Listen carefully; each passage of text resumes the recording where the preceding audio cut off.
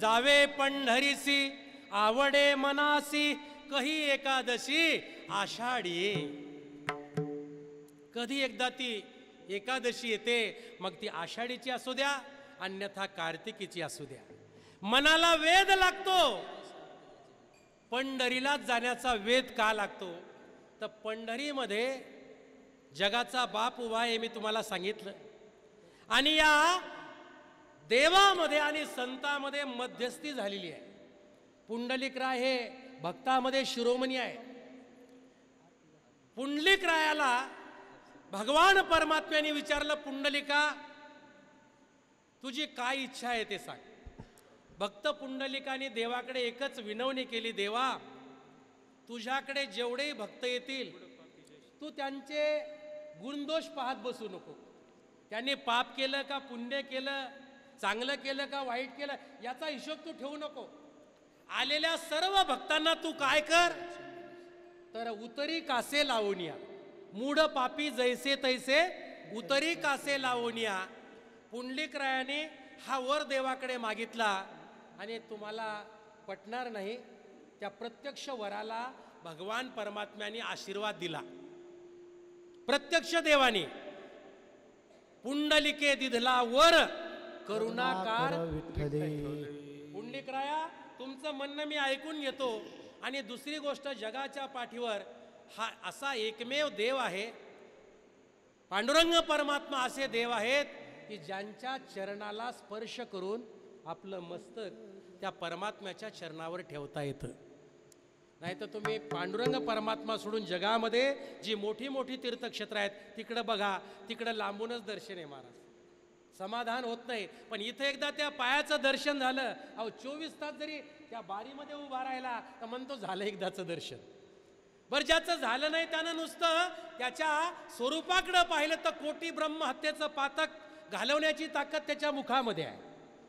त्याच्या कळसाकडं पाहिलं जळझळीत सोनसळा, कळस दिसतो सोज्वळा. त्या कळसाचं कडं पाहिलं तर तुका म्हणे मोक्ष देखील कळस, आणि तात्काळ हा नाश अहंकाराचा. नुसती प्रदक्षिणा केली महाराज, प्रदक्षिणा केली तर त्याचंही पुण्य आहे. या पंढरीमध्ये आल्यानंतर येथील तृण पाषाण तेही देव जाणावे. महाराज इथं आल्यानंतर सगळ्यांना वंदन केल्याशिवाय आणि नतमस्तक झाल्याशिवाय पर्याय नाही. म्हणून महाराज म्हणतात, आवडे मनासी जावे पंढरीसी आवडे मनासी कही एकादशी आषाढी. असं म्हटल्या गेलं की हा देव भक्ताची वाट पाहणार आहे. बरं का, अनन्य भावाने शरणागती जर केली महाराज तर प्रत्यक्ष पांडुरंग परमात्मा देवाची वाट पाहतो. पण नेमकं कोणत्या भक्ताची वाट पाहतो याचंही वर्णन आहे. जगामध्ये लाखो लोक आहेत, पण तो कोणत्या भक्ताची वाट पाहतो तर ज्याच्या अंतकरण वृत्तीमध्ये ही आर्तता आहे. परभणी जिल्ह्यामध्ये जशी जनाबाई तशी एक सकुबाई म्हणून होऊन गेली. बरं का, देवाची एकनिष्ठ भक्त महाराज, घरंदाज वारकरी घराणं, वडील श्रीमंत, मुलगी उपवर झाली, आता लग्न करायचंय. आणि म्हणून आपल्याच नातेवाईकामधला एक चांगला वर शोधला आणि मुलीचं लग्न लावून दिलं महाराज. सकुबाई पतिदेवाच्या घरी आल्या आणि तेवढ्यामध्ये पंढरपूरची वारी आली. वारी काय करू शकते हे मला सांगायचं बरं का. पंढरपूरची वारी आल्यानंतर घराण्याची परंपरा असल्यामुळे संध्याकाळचं असंच कीर्तन होतं. सकुबाई कीर्तना करता आल्या. नुकतंच लग्न झालं होतं प्रशांत महाराज, पण तरी कीर्तनाला आल्या बरं का. आणि आल्याच्या नंतर महाराजांनी अभंग घेतला, आल्यानो संसारा पंढरीसी जारे आल्यानो संसारा, दिनाचा सोयरा पांडुरंग, मागील परिहार पुढे नाही सीन, झालिया दर्शन एक वेळा. तो इतका अभंग सुंदर आणि महाराजांनी उत्तम पद्धतीनं सोडवला. आणि एकच विनवणी केली सगळ्यांना की गडे हो, जन्मात येऊन एकदा तरी, जन्मासी येऊन पहारे पंढरी, एकदा तरी पंढरी पहा. सकुबाईनं विचार केला, माझे वडील हे नित्य महिन्याचे वारकरी आहेत, पण मला काय अजून पंढरीला नेलं नाही. या वारकऱ्यासोबत जर मी पंढरीला गेली तर चालेल का, असा मनात विचार आला. आणि सकाळी आता दिंडी म्हटलं की सकाळी लवकर निघते, बरोबर आहे का नाही? ते वेळ नसतो, टाइम टेबल असा ॲप्टिट्यूड असतो, सकाळी 5 म्हणजे 5 आहे का नाही? जो टाइम टेबल ठरलेला असतो त्यानुसार 4-5 मिनिटं मागं पुढे, नाही तर मग ज्याला जसा रस्ता मिळेल तसे चालायला लागतात. सकाळी दिंडी लवकर निघणार होती. सखूबाईनं विचार केला, रात्रभर त्या महाराजांचं कीर्तन सखूबाईच्या मनामध्ये, तनामध्ये आणि ते शब्द कानामध्ये घुमत होते. शेवटी सकाळ कधी झाली हे कळालं नाही महाराज. या कुशीहून या कुशीवर, या कुशीहून या कुशीवर सकाळ झाली आणि 4 वाजता काकड आरतीच्या मंगलमय सोहळ्याला सुरुवात झाली. सखूबाईनं विचार केला, चला काकड आरतीला तरी जाऊ. आणि सखूबाई काकड आरतीला आली. सखूबाई म्हणजे आपल्या आळंदीची सखूबाई नाही बरं का, संत सखूबाई. आणि आपली सखूबाई काय त्याच्यापेक्षा कमी नाही बरं का. महाराज काकड आरतीला आली आणि मग दिंडीचं प्रस्थान झालं आणि सखूबाई देह भावावरच राहिली नाही. अक्षरशः त्या संतांच्या मांदियाळीमध्ये सखूबाई सामील झाली. लग्न झालं होतं, अंगावर सोन्याचे भरपूर दागिने होते, कारण पूर्वीच्या काळात आपल्या महाराष्ट्रामध्ये, भारतामध्ये सोन्याचा धूर निघत होता असं म्हटलं गेलं. सोनं नाणं भरपूर होतं. सखूबाईच्या अंगावर भरपूर दागिने. आणि सखूबाई परत आली नाही. सासूबाईनं सगळ्या गावात फिरायला सुरुवात केली, शोधायला, पण सखू भेटत नाही. शेवटी दिंडी बरीच लांब गेली. या जगाच्या बापाला असं वाटलं महाराज की सखू माझ्याकडे निघालेली आहे, पण ती जर अशीच न सांगता आली ना मग तर तिचा प्रपंच उद्ध्वस्त होईल. म्हणून जगाच्या बापानं प्रत्यक्ष सखूबाईचं रूप धारण केलं आणि मागच्या दारानं आतमध्ये आली.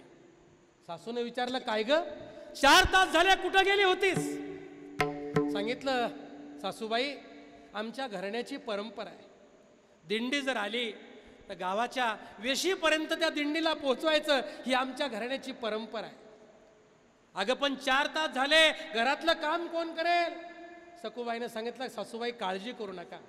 आणि मग महाराज जगाचा बाप, ब्रह्मांडाचा मालक देवाने कामं करायला सुरुवात केली. सगळ्यात शेवटी झोपायचं आणि सगळ्यात लवकर उठायचं, तसं त्याला सवय आहे महाराज ती बरं का, कारण संत झोपू देत नाहीत त्याला. सगळ्यात लवकर म्हणजे सगळ्यात शेवटी झोपायचं आणि सगळ्यात लवकर उठायचं. जे उरेल सगळ्यात शेवटी जेवायचं, जे उरेल त्याच्यामध्ये समाधान मानायचं. असा 1 महिना दिंडीचा कार्यक्रम चालला महाराज. एक दिवस सखूबाईच्या पतिदेवाच्या मनामध्ये कणभर वासना निर्माण झाली. आता ही ओवी शास्त्रात आहे का नाही मला माहीत नाही, पण मोठ्या महाराजांच्या मुखातून ऐकली. कवन एके दिनी वासना उद्भवली पतीची आमनी, शेजे हस्ते शेजे ठेवूनी शेजे पहुडला. जगाचा बाप सखूबाईच्या पतिदेवाच्या समवेत त्या ठिकाणी झोपलेला आहे. आणि महाराज या ओवीचा संदर्भ थोडासा लांब ठेवा, परंतु काम्यक वनामध्ये भगवान श्रीकृष्ण अर्जुनाकरिता सुभद्रा झाले होते हे मात्र आपल्या ऐकणीमध्ये आहे. आणि मग आठवण म्हणून काय तर स्वतःच्या हातातली अंगठी सुभद्रेला त्या काम्यक वनामध्ये दिली. आणि मग ज्यावेळेला सुभद्रा निघून जाते त्यावेळेला भगवान परमात्मा पुन्हा रथावर विराजमान होता आणि पुन्हा तो चाबूक असा घोड्याला मारण्याकरता वर करतात, तर ती अंगठी दिसते बोटामध्ये. अर्जुन खजील होतात की माझ्या हातातली अंगठी देवाच्या हातात कशी काय आली, पण विचारावं कसं? त्याच्यामुळं तेरी बी चूप और मेरी बी चूप, बरोबर आहे का नाही? हे उदाहरण आपण ऐकलं. महाराज सखूबाईला दिवस गेले आणि सखूबाईच्या उदरामध्ये म्हणजे प्रत्यक्ष भगवंताच्या उदरामध्ये गर्भ राहिला. आषाढीची वारी आली, भगवंताला सखूबाईने डोळे भरून पाहिलं, मनोमन त्याच्या चरणावर साष्टांग प्रणिपात केला. पौर्णिमेला काला झाला आणि सगळे संत माघारी फिरले. सगळे संत देवाला म्हणू लागले, जातो देवा घरासी आता निरोप द्यावा श्रीहर, चरण सोडून जावे नासी तळमळ तळमळ जीव करी.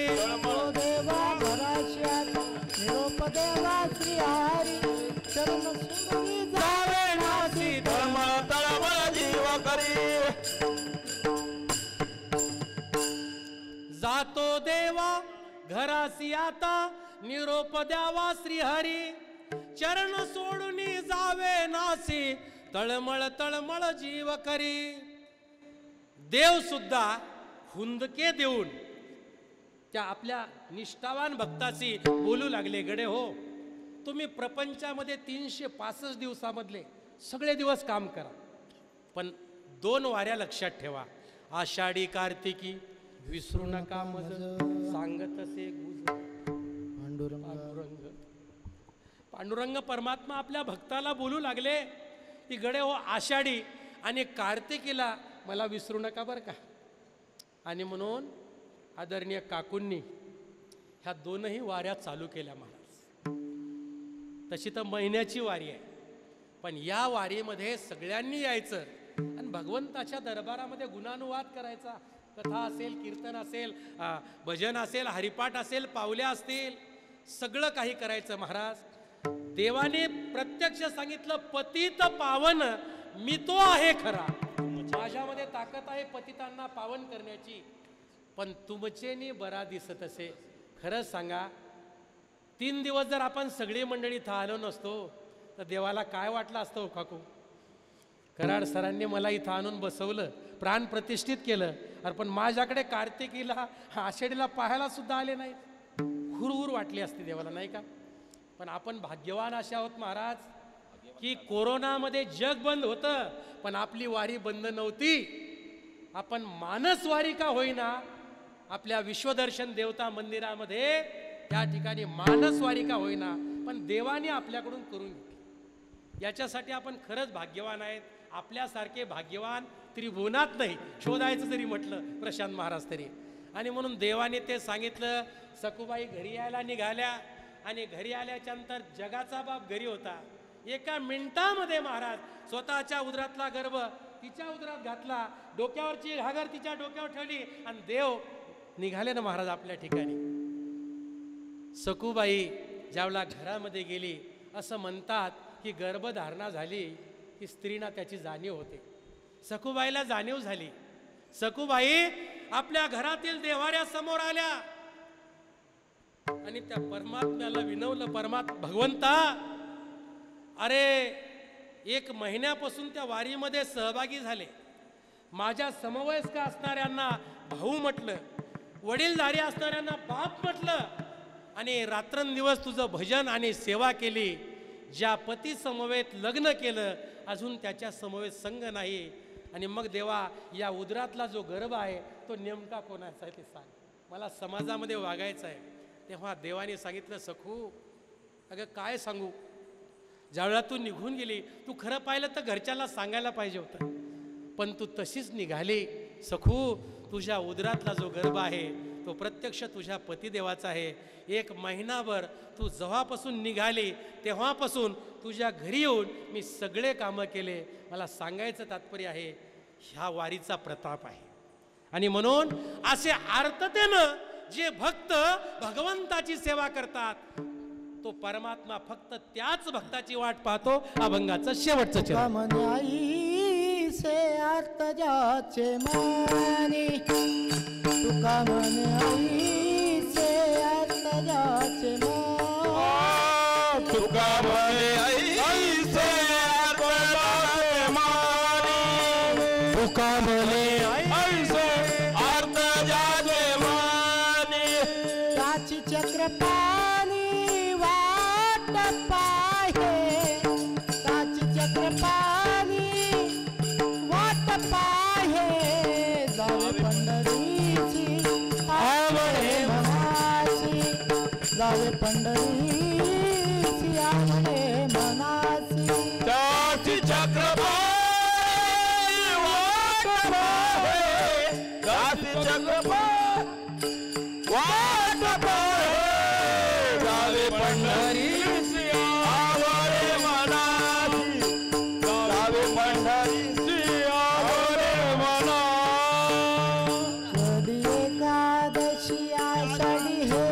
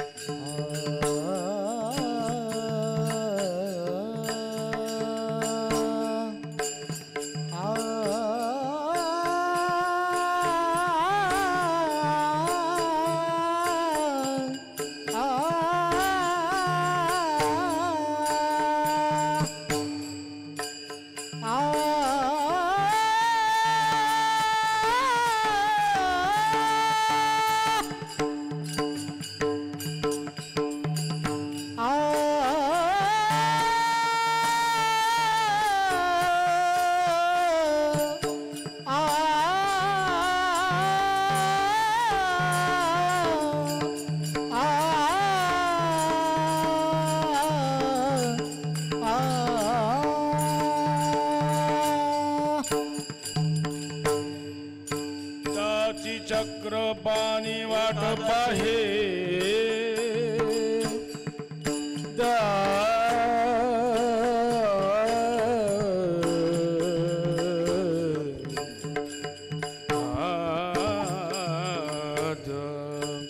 त्याची चक्रपाणी वाट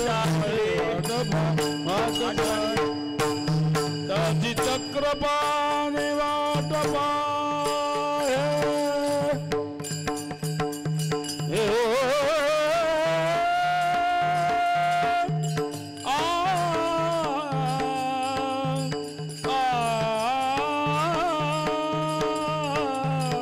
त्याची चक्रपाणी वाट त्याची चक्रपाणी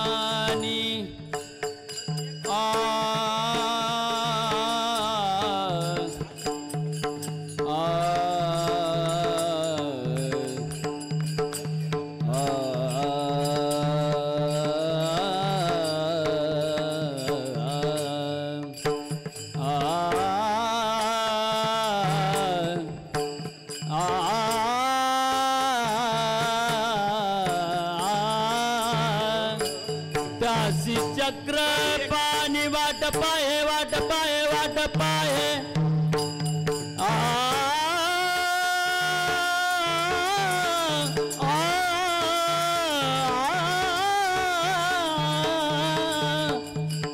त्याची चक्रपाणी वाट पाहे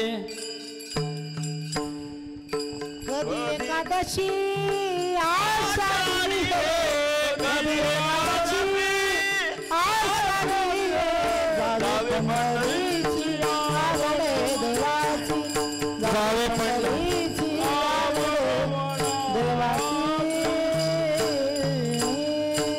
विठोबार कुमार अरे अरे अरे अरे विठोबार खुमाई पार कुमार विठोबार खुमाई पार कुमार विठोबार खुमाई पार कुमार विठोबार खुमाई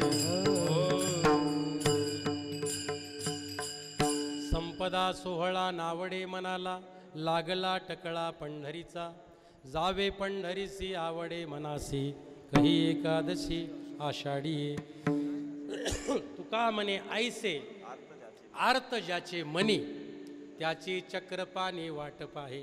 एकदा ज्ञानोबा तुकोबाचं भजन. ज्ञानेश्वर माऊली महाराज ज्ञानेश्वर माऊली महाराज ज्ञानेश्वर माऊली ज्ञानेश्वर माऊली ज्ञानेश्वर माऊली जय विठ्ठल जय जय विठ्ठल जय विठ्ठल जय विठ्ठल जय जय कोरे विणे वाकुळे करा क्षमा अपराध महाराज तुमचे सिद्ध नाही उच्चारिला अधिकार करा क्षमा अपराध महाराज तुका म्हणे ज्ञानेश्वरा राखा पायापैकी करा क्षमा अपराध महाराज तुमचे सिद्ध ज्ञानदेव तुकाराम